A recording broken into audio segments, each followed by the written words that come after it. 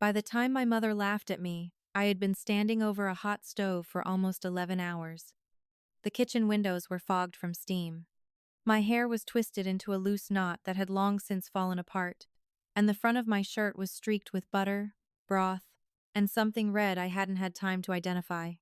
In the dining room, 50 guests were clinking glasses for my sister Madison's birthday, talking over each other in bright, polished voices, like this was the kind of night people would remember fondly. I was carrying a tray of dirty plates when I finally said, very quietly, "Mom, I need help." She didn't even lower her voice. Instead, she laughed. Then she turned just enough for the people nearest her to hear and said, "Kora, sweetheart, you're the only one here without a real job. You have the time."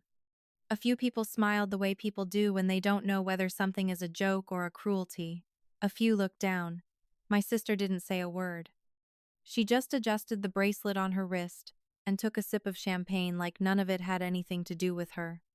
I stood there holding those plates, feeling something inside me go strangely still. Because what my mother didn't know was that 3 days earlier, I had signed the biggest offer of my life. And what nobody in that room knew was that one of the guests standing near the fireplace, the man my father had proudly introduced as an old family acquaintance, was the very person who had made it.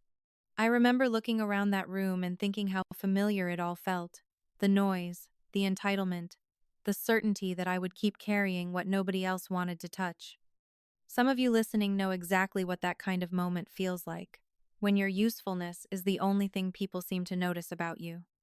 I wish I could say that was the moment I got angry. It wasn't. It was the moment I got clear. And if respect matters to you, subscribe. Because this story is not about revenge. It's about the quiet second when something breaks inside you and instead of begging to be treated better, you simply stop volunteering to be treated badly. My name is Kora Clark. I'm 28 years old, and for most of my life, my family had one version of me they were comfortable with. The helpful one, the flexible one, the daughter whose work could always wait. Madison was the successful one, the visible one, the one people toasted. I was the one who made sure the glasses were filled before the toast happened. That weekend should have been just another family event I survived by staying useful and invisible. But this time, there was too much at stake. I had spent the previous week barely sleeping, balancing a private deadline that could change my future while being ordered to shop, prep, cook, clean, and somehow smile through all of it. And it had started, like these things always did, with a text from my mother that wasn't a request. It was an assignment. The text arrived at 9:12 p.m. on a Tuesday. I remember the time because I had been staring at the same color palette for nearly 40 minutes, trying to decide between two shades of deep blue that looked identical to anyone who wasn't a designer. But to me, they were completely different stories. One said stability. The other said ambition. And when you're building the visual identity for a company that has spent 3 years trying to figure out who it is, details like that matter more than people realize. My apartment was quiet except for the low hum of my computer fans. 3 monitors glowed in front of me, each filled with drafts of the same presentation I had been refining for days. That's when my phone buzzed. "Mom, Madison's birthday is next weekend. She's buried with work and can't organize anything. You'll handle the party." I blinked. Then, another message appeared. "About 50 guests. I'll send the menu tomorrow." Not "can you help?" Not "are you available?" Just a decision that had already been made. I leaned back in my chair and rubbed my eyes. If you've ever been the reliable one in a family, you know how this works. People stop asking, they start assigning. Because somewhere along the way, your willingness became an expectation. I typed back carefully. "Me. Mom, I'm actually in the middle of a major project this week. The presentation is Thursday. Can we talk about?" The reply came before I finished typing. "Honey, you work from home." Then another. "You have flexibility." That word again. Flexibility. It was my mother's favorite translation, for your work doesn't count the same way other work does.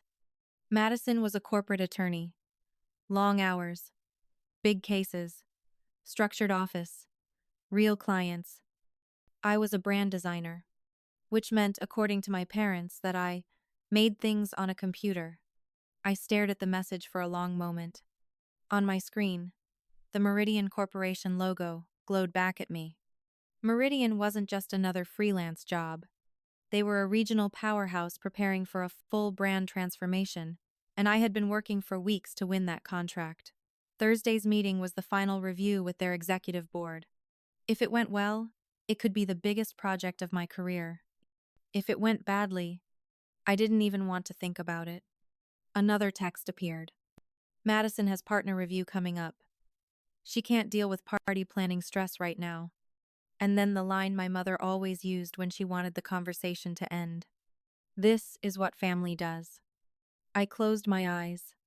Some of you listening have lived inside that sentence for years.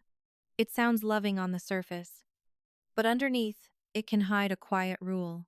The same person is always the one expected to give. I looked around my apartment. Sketchbooks stacked on the coffee table. Fabric samples draped over the arm of my couch. Brand drafts taped to the wall like pieces of a puzzle. My mother would have called it messy. My father would have called it a hobby. But this work had taken me 6 years to build. And now I was 4 days away from proving that it mattered. Still, my fingers moved across the keyboard. Me. Okay, send the details. Because back then, I still believed that if I kept being helpful long enough, eventually my family would see me.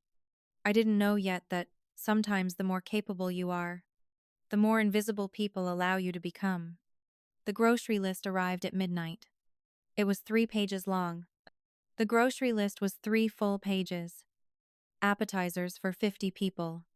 A full dinner menu. 2 separate dessert tables. And at the bottom, in my mother's neat, decisive handwriting, Madison wants everything elegant but approachable. You know what that means. I stared at the screen for a long moment. Elegant but approachable. That could mean anything. Mini crab cakes, roasted vegetables, a carved prime rib, handmade desserts, a dozen small details that nobody would notice unless something went wrong. Which meant that if something did go wrong, everyone would notice. I glanced back at my monitors. The Meridian presentation still wasn't finished. Thursday afternoon, I would be pitching my entire brand concept to their executive board. If they approved it, I would be negotiating the contract that could redefine my career.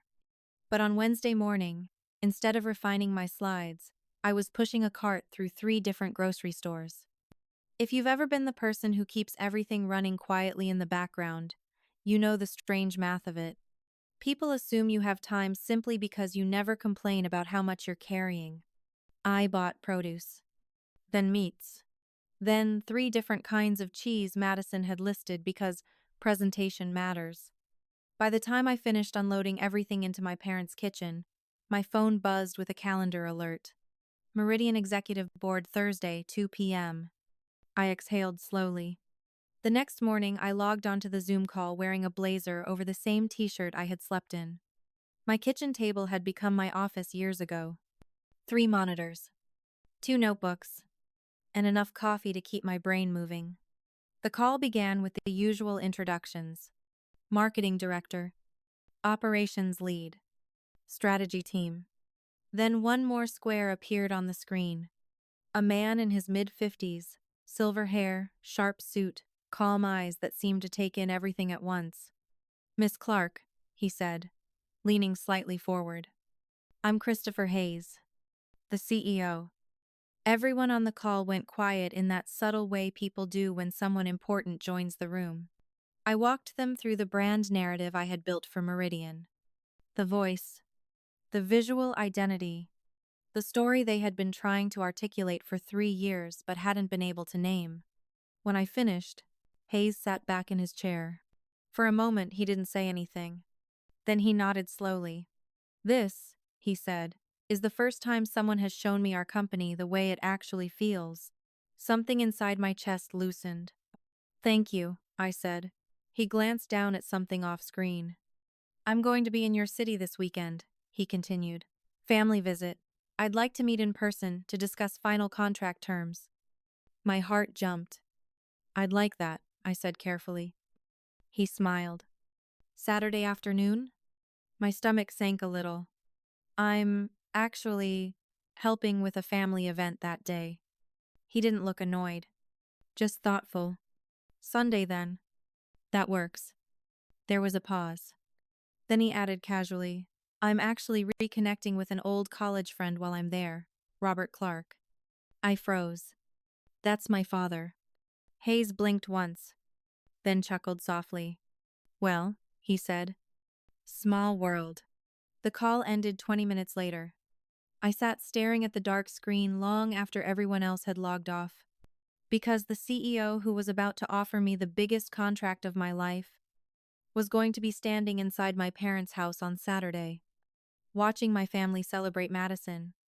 And if you've ever had two parts of your life collide like that, your private ambition and the version of you your family believes in, you know the strange feeling that comes with it. Like something important is about to be revealed. The only question is, to whom? Saturday morning started before the sun came up. At 6:02 a.m., I was already in my parents' kitchen, tying my hair back with an elastic that had stretched so much it barely held. The house was silent except for the low whir of the refrigerator and the rhythmic sound of my knife against the cutting board. Carrots, onions, celery, the kind of quiet preparation that nobody ever sees but somehow becomes the entire foundation of a good meal. Outside, the sky was still gray. Inside, I had 3 burners going, 2 trays already in the oven, and a legal pad full of timing notes, so I wouldn't lose track of anything once 50 people started moving through the house. I had slept maybe 4 hours. The Meridian presentation was still open on my laptop in the corner of the counter, the screen dimmed but not closed. I had woken up at 5:30 to review a few slides before driving over. That's the strange thing about building something you believe in. You keep showing up for it, even when nobody else sees what you're doing. At exactly 9:47 a.m., footsteps creaked overhead. Then Madison's voice floated down the hallway. Mom, where's the curling iron? A minute later, the two of them appeared at the kitchen doorway. Madison was wearing silk pajamas, her hair pinned up in rollers like she had stepped out of some calm Saturday morning commercial. Mom glanced around the kitchen. Oh, good, she said. You're making progress. Progress. I had already been cooking for nearly 4 hours. Madison poured herself coffee from the pot I had brewed earlier and glanced at the menu list taped to the refrigerator. Actually, she said casually, I forgot to mention something. I stopped chopping. What's that? 3 of my guests are keto. I blinked. The lasagna I had assembled at midnight sat cooling on the counter. Madison, I said slowly, I bought everything based on the menu you sent. I know, she said, already scrolling through her phone. But Mrs. Patterson is coming. The name meant something to her. You could hear it in the way she said it. She's deciding partner promotions next month. It would look better if there were carb-free options. There was a pause. Then she added lightly, You're creative. Just improvise something. Improvise. For 50 people. On 4 hours of sleep, I wiped my hands on a towel. That means I need to go back to the store. Madison smiled faintly. Great. Then she took another sip of coffee. Oh, and could you pick up champagne? The good one. Not the Prosecco Mom drinks. Mom was already halfway back toward the stairs. I'm going to help Madison get ready, she called over her shoulder. Then she turned briefly. Oh, and the downstairs bathroom needs cleaning. The cleaning service canceled. Of course they did. By noon I had already made 2 more grocery runs. By 1:30, I was assembling a last-minute caprese salad while the prime rib slowly roasted in the oven. Upstairs, music played while Madison and Mom laughed together getting ready. Downstairs, timers beeped one after another like a quiet countdown. By 2 p.m., the doorbell rang. I looked down at myself. Flour on my sleeves. Tomato sauce on my apron. Hair barely contained in a messy knot. And 50 guests were about to walk through the door. I hadn't even showered. By 3 p.m., the house was full. People in tailored suits. Women in dresses that probably cost more than my monthly rent. Conversations about court cases and corporate mergers floated through the air like background music. I moved between them like a ghost, refilling glasses, collecting plates, checking the oven every few minutes to make sure the main course stayed perfect. Finally, I slipped into the downstairs bathroom just to breathe. I locked the door, pulled my phone from my pocket. 7 missed calls, all from the same number, and one voicemail. I pressed play. "Hello, Miss Clark," a calm voice said. "This is Sarah Chen, assistant to Christopher Hayes. Mr. Hayes asked me to confirm your meeting tomorrow morning to finalize your contract." Contract. The word echoed quietly in the small bathroom. "Please call back when you can," she finished. "He's very eager to move forward." For a moment I just stood there, staring at my reflection. Exhausted. Hair falling out of its tie. Apron stained with sauce. Holding a phone that contained the single biggest opportunity of my life. And outside that door, my family was telling everyone I didn't have a real job. When I stepped back into the hallway, the house was louder. You could always tell when a party had crossed that invisible line between polite arrival and comfortable chaos. Glasses were fuller. Voices were higher. People had started standing in little circles that blocked the hallway like slow-moving traffic. I slipped through them carrying a tray of bruschetta. Most people barely noticed me. That wasn't unusual. For years, family gatherings had worked like that. Madison floated through the room telling stories about courtrooms and clients while I stayed near the kitchen door, making sure everything appeared at the right moment. Invisible work has a strange way of disappearing even while everyone depends on it. A woman I didn't recognize stepped closer to the tray. "Oh my goodness," she said warmly. "These look beautiful." She picked up one carefully. "Did Madison hire a caterer?" I smiled politely. "No, I made everything." Her eyebrows lifted. "All of it?" "Yes." "Well, that's impressive," she said. "Are you a chef?" I almost laughed. "No, I'm actually a graphic designer. I'm Madison's sister."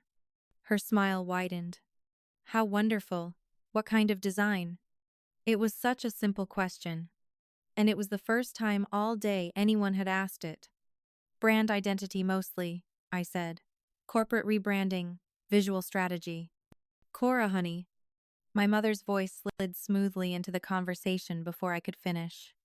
She appeared beside us with that bright social smile she used whenever guests were watching. "Sarah, I see you've met my daughter." She gestured toward me casually. "Kora does little freelance projects from home, very creative." Little freelance projects. I felt the woman's expression shift almost instantly. The interest cooled. Not rude, just polite. "Oh," she said. "Working from home must be very convenient." Mom was already guiding her away. "Let me introduce you to Madison," she continued brightly. "She's about to make partner at one of the best firms in the state." Their voices faded into the crowd. I stood there holding the tray for a moment longer than necessary. It's a strange feeling when someone reduces your entire life to a sentence so small it barely fits in the room. Some of you listening know exactly what that moment feels like. When people don't ask what you do, they just decide. I turned to head back to the kitchen when a calm voice behind me said, "Those look excellent." I turned.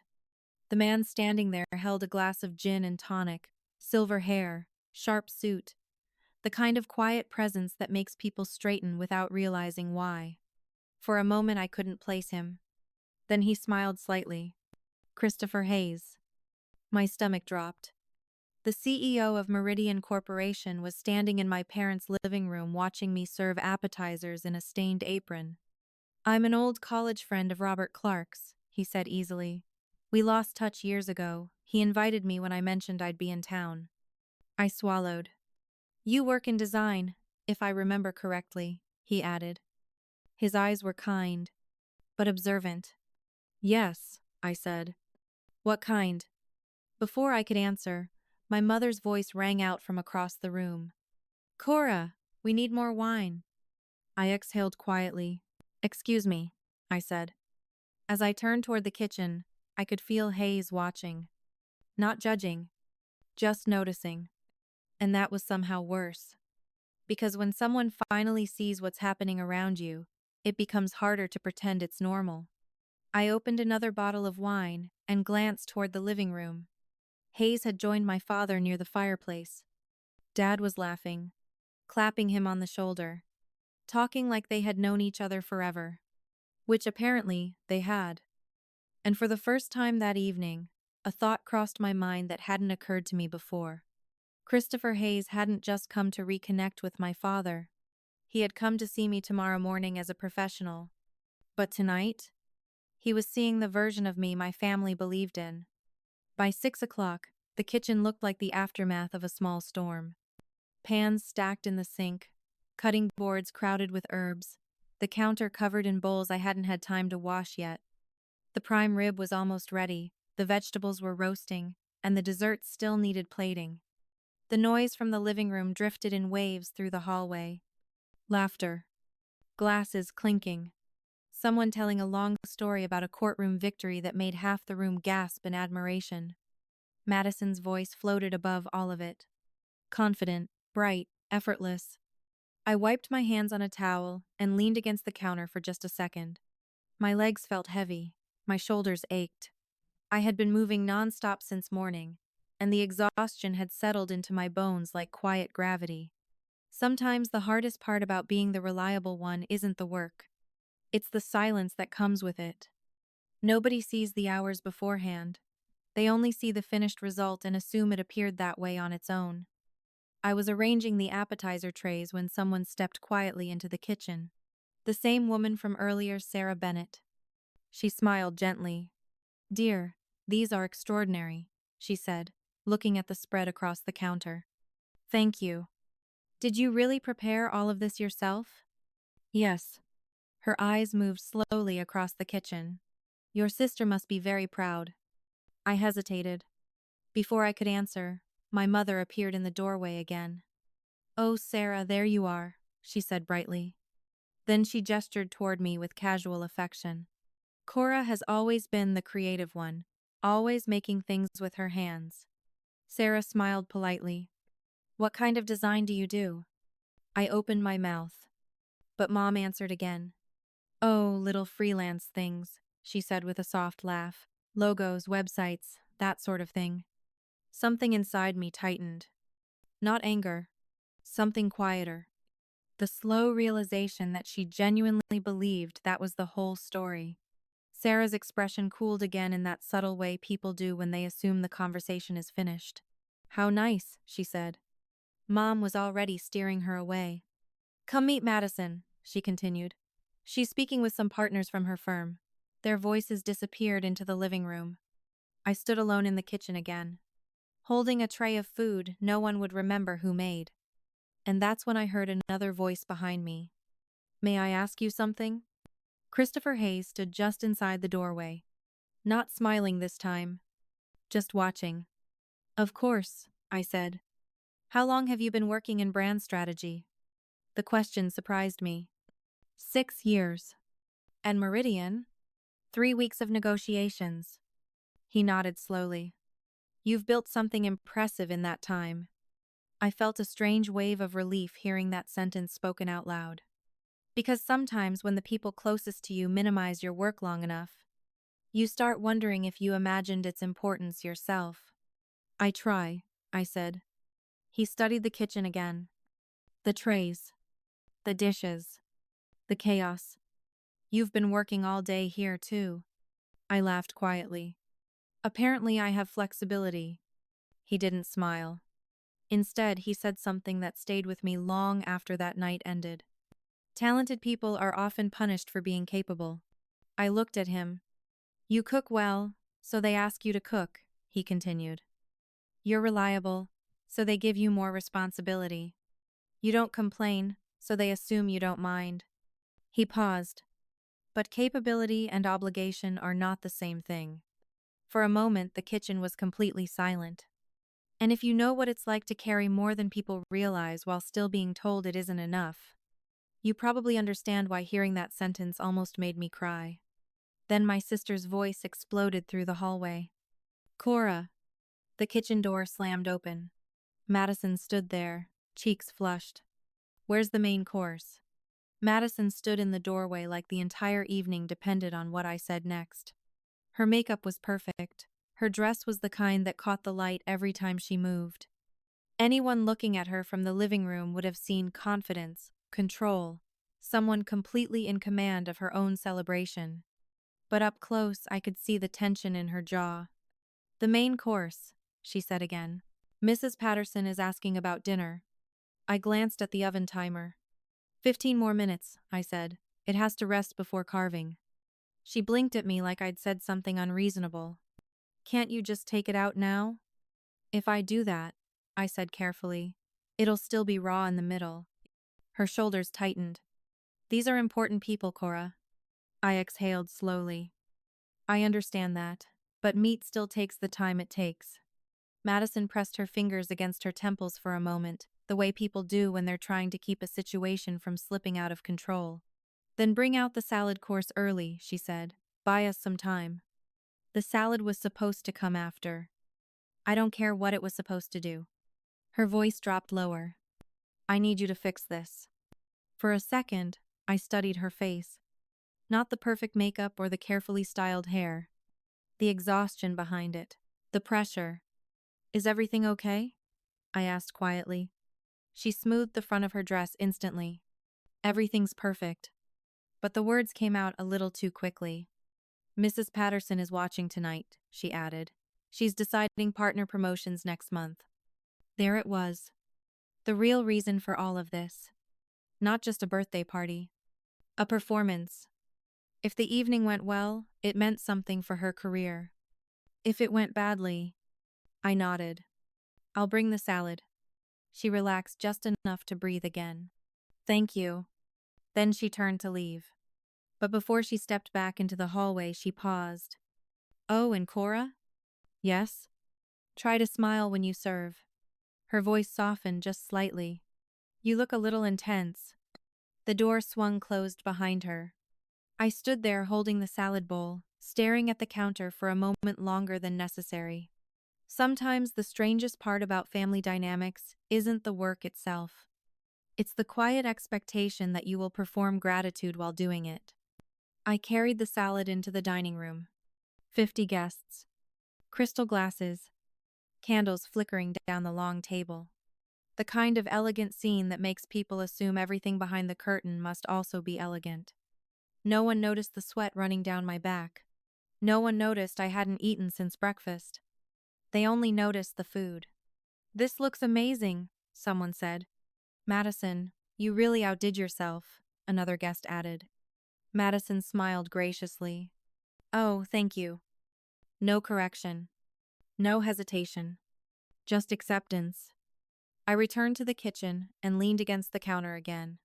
For a moment, I allowed myself to breathe. Some of you listening have probably experienced something similar. That strange moment when someone else receives the credit for the invisible work you did quietly in the background. It's not always malicious. Sometimes it's just convenient. I was reaching for the carving knife when I noticed my phone glowing on the counter. A new email. From Sarah Chen, Executive Assistant to CEO. The subject line read, Contract ready for signature. My hands stilled. I opened it slowly. The message was short and precise.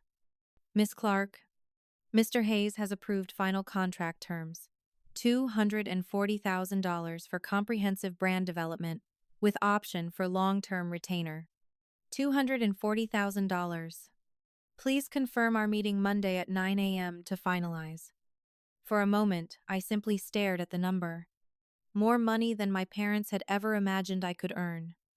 More money than Madison had made her first year as an associate.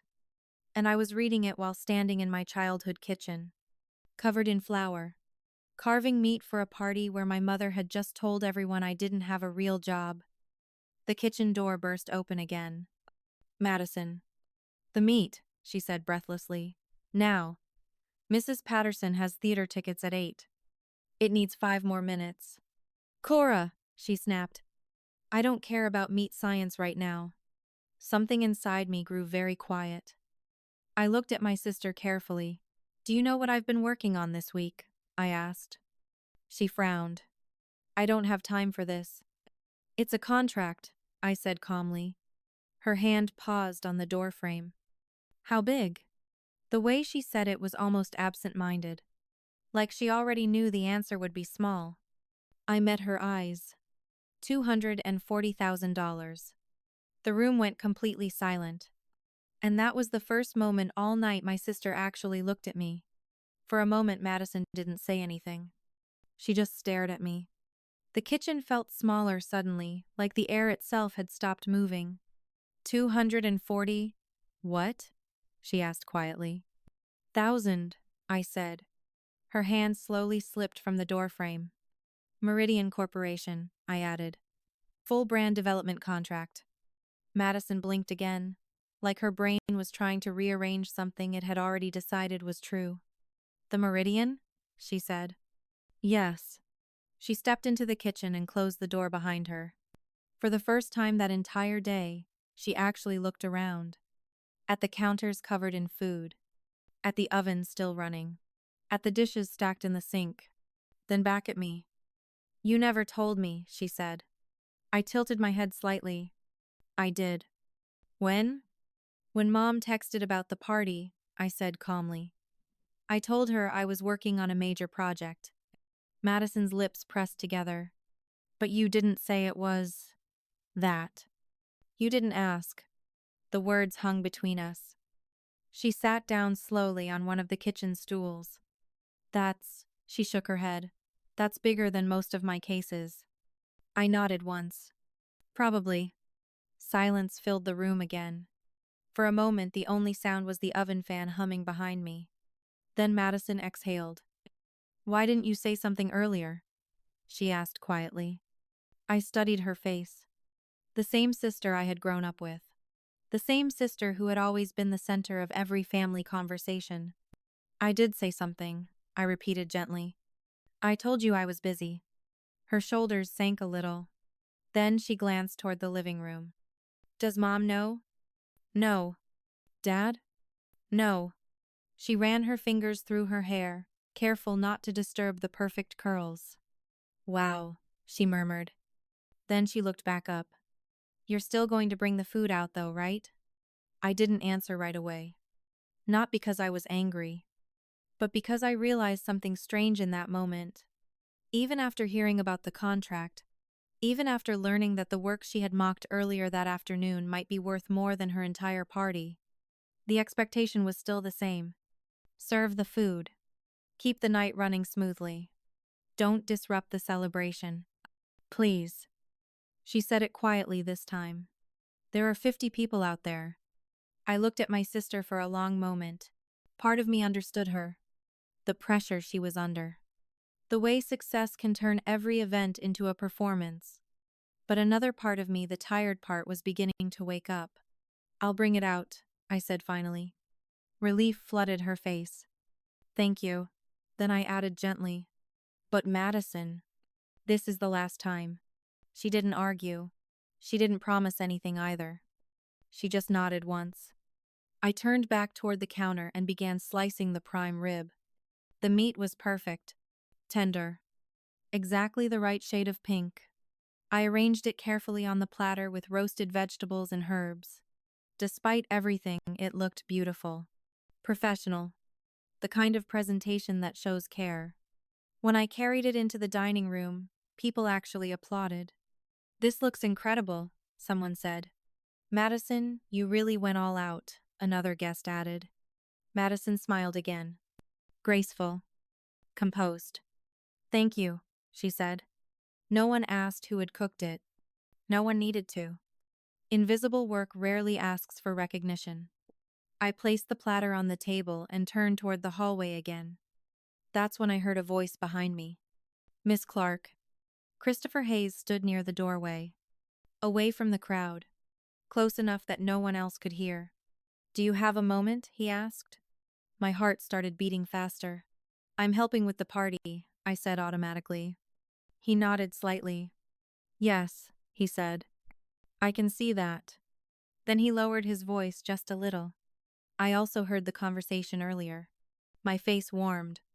They don't really understand what I do, I said quietly. Hayes studied me for a moment. Then he said something I would remember for the rest of my life. You shouldn't have to prove your worth in your own home. For a second, the noise of the party faded completely. I just stood there in the hallway holding an empty serving tray, listening. And if you've ever waited years for someone to say one simple sentence that finally makes your experience make sense, you know how powerful that moment can be. Hayes glanced toward the living room where my father was laughing with a group of guests. Then back at me. I built Meridian from nothing, he said quietly. My family thought I was insane when I left law school. I blinked. They didn't speak to me for 2 years, he continued. When did they come around? I asked. He smiled faintly. When I stopped waiting for them to. The words settled slowly in my chest. Then he checked his watch. Your contract is still valid, he said. Monday morning. Yes, I said quickly. Of course. Good. He gave a small nod. Because your portfolio speaks for itself. He paused. Then added one more thing. Capabilities shouldn't be confused with obligations. With that, he turned and walked back into the party, leaving me standing in the hallway, staring at the kitchen door. Inside, dirty dishes were already piling up again. Dessert still needed plating. Coffee still needed brewing. At least 3 more hours of work. From the living room, my mother's voice called out cheerfully. Kora. Then louder. Honey, some of us would like coffee. Not when you have time. Not, could you help?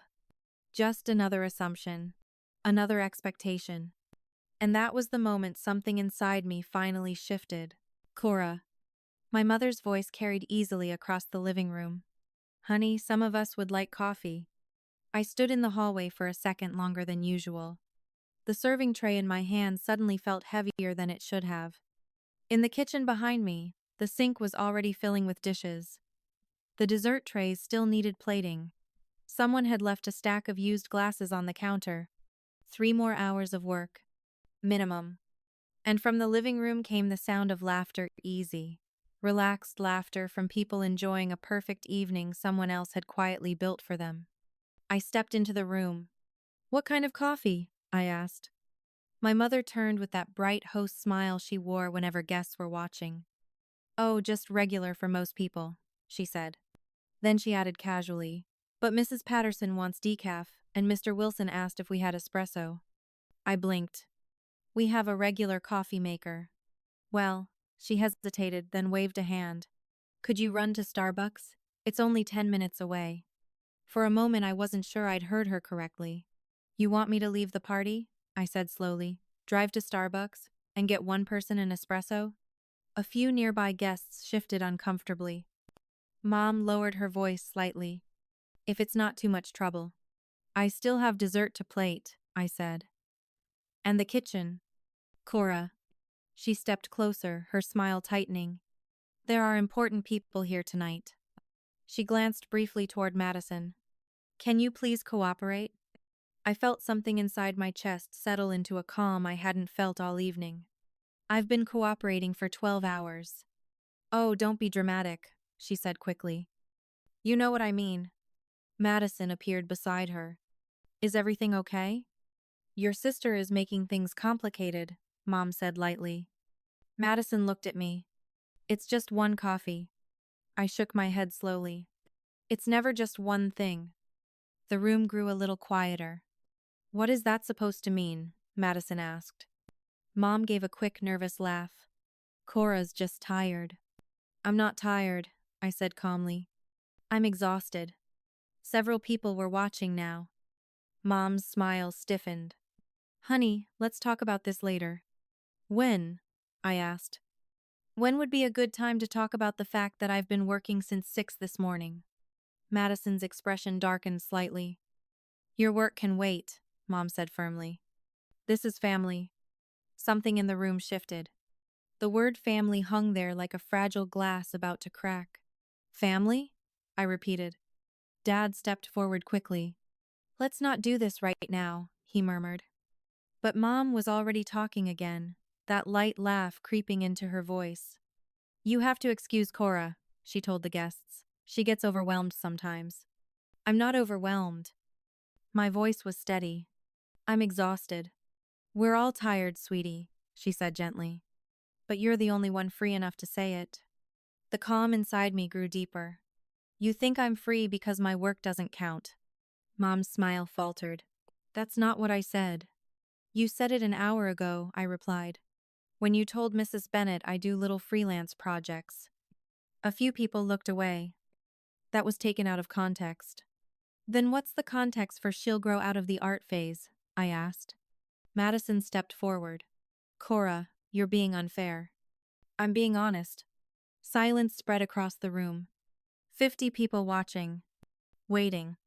I slowly removed the apron from around my neck. "This isn't a tantrum," I said quietly. "This is a boundary."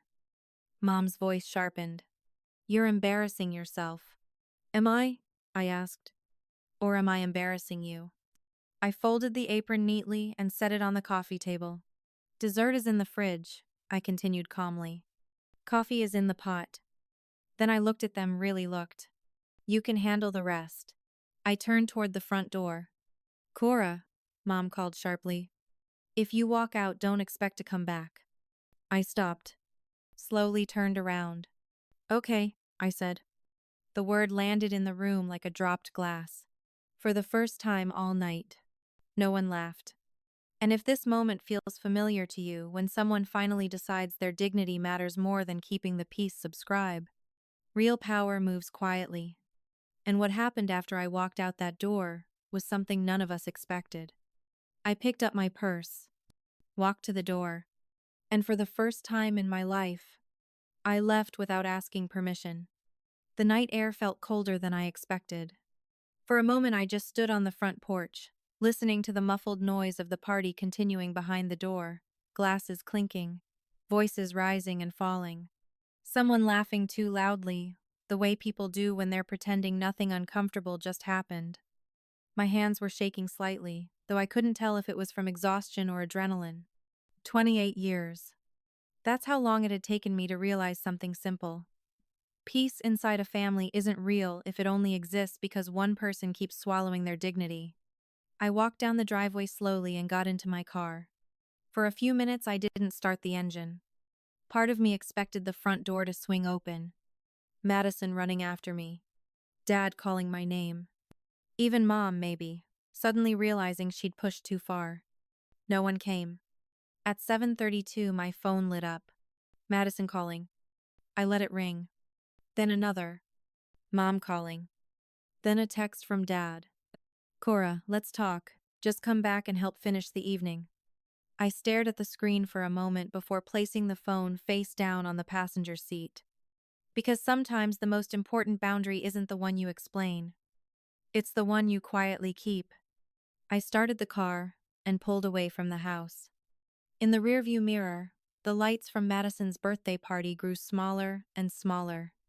And for the first time all day, I could finally breathe. If you're listening to this and you've ever had to walk away from a room where people expected you to stay small just to keep everyone comfortable, tell me where you're listening from. Your city, your country. I read every comment. By the time I reached the end of the street, my phone was buzzing nonstop. Madison again. Then Mom. Then Dad. One after another, like if they called enough times the evening would rewind and I'd walk back through the door carrying a tray like nothing had happened. I didn't answer. I drove for 10 minutes before pulling into a quiet parking lot near the river. The city lights reflected off the water in long, shaky lines. That's when I finally checked my phone. 17 missed calls. 3 voicemails. Madison's came first. "Kora, please come back. People are asking about dessert. I don't even know where everything is." I closed my eyes. Not, "Are you okay?" Not, "I'm sorry." Just logistics. Mom's voicemail came next. "Kora, this is childish. You're embarrassing the entire family. We'll discuss this later." Later. That word again. The place where difficult conversations usually go to disappear. Dad's message was quieter. "Kiddo, I know you're upset, but there are guests here." Can you come back and help us finish the party? We'll talk afterward. I sat there for a long moment, staring at the steering wheel. The strange thing about setting a boundary is that the first reaction people have isn't reflection. It's inconvenience. They're not asking why you left. They're asking when you're coming back to fix what you stopped carrying. I turned my phone to Do Not Disturb and drove home. If you've ever been the one expected to smooth everything over for everyone else, you know how hard that moment is. And if respect matters to you too, subscribe. Strength grows quietly here. I didn't hear what happened at the party that night until the next morning. At 8:14 a.m., my phone buzzed again. This time it wasn't Mom, Dad, or Madison. It was Aunt Susan. Her message was short. Honey, call me when you wake up. Something about the wording made my stomach tighten. I poured a cup of coffee, sat down by the window of my apartment, and called her back. She picked up on the first ring. Well, she said, voice half amused, half disbelieving. You certainly made an exit. I leaned back in my chair. What happened after I left? Susan exhaled slowly. Your mother tried to save the party, she said. Told everyone you weren't feeling well. I almost laughed. That didn't work. Not really. She paused for a moment. People heard the argument, Kora. They knew. I stared out at the quiet street below my apartment. So what happened? Well, she continued, Madison tried to serve dessert herself. That image alone told me how desperate the situation must have been. She dropped one of the trays, Susan said. Cream everywhere. I covered my eyes with one hand. Someone from her firm helped clean it up, which somehow made it worse. You know how Madison is about appearances. I did. And your father tried to make coffee. There was a small pause. Except he forgot the filter. I couldn't stop the soft laugh that escaped me. Grounds in every cup? Every single one. By 8:30, Susan said. Guests were already making excuses to leave. Babysitters. Early mornings. Long drives. The kind of polite exits people use when they've witnessed something uncomfortable. Then she added something that made me sit up straight. Oh, and Kora. Christopher Hayes stayed. Hayes stayed? I repeated. Yes, Aunt Susan said. Almost everyone else had left by then. Just a few people from Madison's firm. Your parents, and him. I sat up straighter in my chair. What happened? Well, she said slowly, clearly enjoying the memory. Your father started apologizing, said he was sorry about your outburst, and that you'd been under stress lately. I closed my eyes. Of course he did. But Hayes stopped him. She continued. Stopped him how? He said very calmly, Bob, I'm not here to discuss your daughter's behavior. I felt my heart start beating faster. He said he wanted to talk about your career. There was a pause on the line. Your parents looked confused, Susan went on. So Hayes explained that he had been negotiating with you for weeks. I could almost picture it. My mother standing there in the living room. My father holding his coffee cup. Madison frozen halfway through cleaning whipped cream off the floor. And then, Susan said, lowering her voice slightly, he told them about the contract. The number hung in the room. $240,000. My mother didn't say anything at first, Susan said. She just stared at him. What did Dad do? He asked how long Hayes had known you were his daughter. And? Hayes said he realized it that night. There was another pause. Then he said something that made the whole room go quiet. I leaned forward. What did he say? Susan chuckled softly. He said, I heard someone earlier describe her work as little freelance projects. I felt a strange warmth spread through my chest. Then he looked straight at your parents and said, You might want to take another look at what your daughter has built. Some of you listening know that moment. When the truth finally walks into a room where it's been ignored for years. And suddenly, everyone has to see it. Aunt Susan let out a quiet breath on the phone. You should have seen your mother's face, Kora. I could imagine it. My mother had always been composed in public, the kind of woman who kept every conversation smooth and pleasant, even when things underneath weren't. But this time, apparently, she hadn't been prepared. What did she say? I asked. Not much, Susan replied. At first she just said, Kora never told us any of this. That sentence didn't surprise me. It was easier to believe information had been hidden than to admit it had simply never been asked. And Hayes? I said. He looked at her for a moment. Susan continued. Then he said something very simple. I waited. He said. She tried to. Silence settled between us, because everyone in that living room knew exactly what he meant. She told you she had a major project, Susan added softly, but nobody asked what it was. I rubbed my forehead slowly. What about Madison? Susan gave a small sigh. She tried to explain it away. Said you're private, that you don't like talking about your work. I almost smiled at that. 6 years of building a career that my own family never once asked detailed questions about. And then, Susan continued, Mrs. Patterson spoke. That name again. The partner Madison had been trying so hard to impress all night. What did she say? I asked quietly. Well, Susan said. She looked straight at Madison and said, It's interesting that you didn't know what your sister does. There was a pause. Then Susan added gently, and the room got very quiet after that. Because sometimes the most uncomfortable truth isn't loud.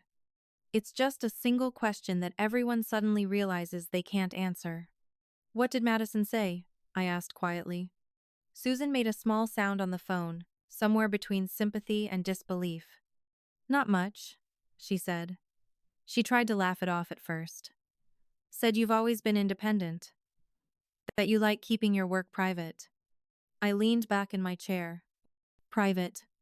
That word again. It's interesting how people sometimes rename neglect so it sounds more comfortable. And Mrs. Patterson? I asked. Oh, she didn't laugh, Susan replied. In fact, according to her, the entire room had gone still. Mrs. Patterson had been standing near the door with her coat over her arm, ready to leave. But after Hayes mentioned the contract, she had slowly turned back toward the group. She looked directly at Madison. And then she said something that no one in that room expected. She said, Leadership isn't just about winning cases. Susan paused. She said it's also about recognizing value in people whose work looks different from your own. I closed my eyes. Because even through the phone I could feel how heavy those words must have landed. She didn't yell, Susan added. She didn't criticize Madison directly. She just said it like a professional observation. Which somehow makes it worse. Then she thanked your parents for the evening, Susan said. And she left. There are moments in life when consequences don't explode. They arrive quietly. One sentence. One raised eyebrow. One respected person deciding they've seen enough. Susan sighed softly. And after that, honey, the party was basically over. And sometimes the loudest ending to an evening is the silence that follows when people start putting their coats on early. After I hung up with Aunt Susan, I sat by the window for a long time. The city outside my apartment was already moving, cars passing, people walking dogs, someone opening a small cafe across the street. Normal life. But somewhere across town, my family was probably still trying to understand what had happened the night before. Not just that I had walked out, but that the version of me they had believed in for years wasn't the whole story. My phone buzzed again on the table. Madison. Calling. I watched it light up, then fade. A minute later, another call came through. This time from Mom. Then Dad. 3 calls in less than 2 minutes. I didn't answer any of them. Not because I wanted revenge, and not because I hated them, but because for the first time in my life I understood something important. Boundaries don't work if you rush back to soften them. You have to let the silence exist long enough for people to feel it. A text message appeared. Madison. Kora, please call me. Another one followed immediately. Mrs. Patterson emailed me. I didn't respond. Then a third message appeared. She wants to meet Monday morning before work. I leaned back slowly in my chair. Monday morning. The same morning I would be sitting across from Christopher Hayes signing my contract with Meridian. Funny how life works sometimes. 2 sisters. Two very different Monday meetings, and both of them beginning with the consequences of Saturday night. Some of you listening have probably experienced that moment when the life you're building quietly finally starts intersecting with the expectations people had placed on you. It can be uncomfortable, but it can also be the beginning of something better. Because sometimes the only way people learn who you really are is when you stop performing the version they're used to. Monday morning arrived faster than I expected. At 7:30 a.m., my alarm rang in my quiet apartment, and for a moment I lay there staring at the ceiling, remembering everything that had happened in the last 48 hours. The party, the argument, the walkout. Then my phone lit up again. Madison. She postponed my partnership review. I sat up slowly. Another message followed. 6 months. There was a long pause before the third one appeared. She said leadership isn't just about legal skill. I didn't respond right away. Not because I didn't care, but because I understood something Madison was only beginning to learn. Reputation doesn't collapse in a single moment. It shifts when people see a side of you they didn't expect. And Saturday night had shown her colleagues something they couldn't unsee. My phone buzzed one more time. I'm sorry, Kora. I stared at the message for a few seconds. Then I placed the phone face down on the table and stood up. Because in 30 minutes I would be walking into the Meridian office tower to sign the biggest contract of my life. And sometimes growth happens quietly in two different places at the same time. One person facing consequences. Another person finally stepping into the future they built for themselves. The Meridian building rose 27 floors above downtown, all glass and steel catching the early sunlight. I parked across the street and sat in the car for a moment, staring up at it. For years I had walked into meetings like this quietly, carrying my portfolio like proof that what I did mattered even when people weren't sure it did. Today felt different. Not because of the contract, because of the clarity. Inside the lobby, everything smelled like polished marble and fresh coffee. People moved with purpose. Executives, assistants, designers, teams, heading toward conference rooms with tablets in hand. No one looked at me like I didn't belong. At 8:57 a.m., the elevator doors opened on the executive floor. Christopher Hayes was already standing near the conference room window when I walked in. He smiled when he saw me. Good morning, Kora. Good morning. He gestured toward the chair across the table. Ready to make this official? I sat down, looking at the contract in front of me. 6 years of late nights. 6 years of proving mostly to myself that my work mattered. I signed my name. And in that quiet moment, I realized something. The most powerful shift in my life hadn't happened when my family finally saw my success. It happened the moment I stopped needing them to. If this story has reminded you that dignity matters more than approval, stay with us. Strength grows here. When I walked out of the Meridian building that afternoon, the city looked different. Not bigger, not brighter, just clearer. For years I had been chasing something I couldn't quite name. I thought it was recognition. I thought it was success. I thought maybe one day my parents would look at me the way they looked at Madison. But standing there on the sidewalk with the signed contract in my bag, I realized something simple. Peace doesn't come from finally proving yourself to people who doubted you. It comes from no longer needing their permission to believe in your own work. My phone buzzed again in my pocket. This time it was Dad. Just one message. Kiddo, I'm proud of you. I read it twice. Then I slipped the phone back into my coat. Some conversations take time. And sometimes, the most powerful thing you can do is let people catch up to the person you've already become. 3 months later, Madison called me. Not about the party. Not about the contract. Just to ask if I wanted coffee. We met at a small cafe halfway between our apartments. Neutral ground. No kitchen. No expectations. She looked different somehow. Quieter. I didn't really understand what you were carrying, she said after a while. I nodded. I didn't understand what I was allowing either. We sat there for an hour talking not about success, not about comparisons, just about the strange ways families grow when someone finally says enough. Before we left, Madison smiled and said something simple. I'm proud of you, Kora. And this time, I believed her. If this story meant something to you, subscribe and stand for dignity. And tell me, what would you have done that night?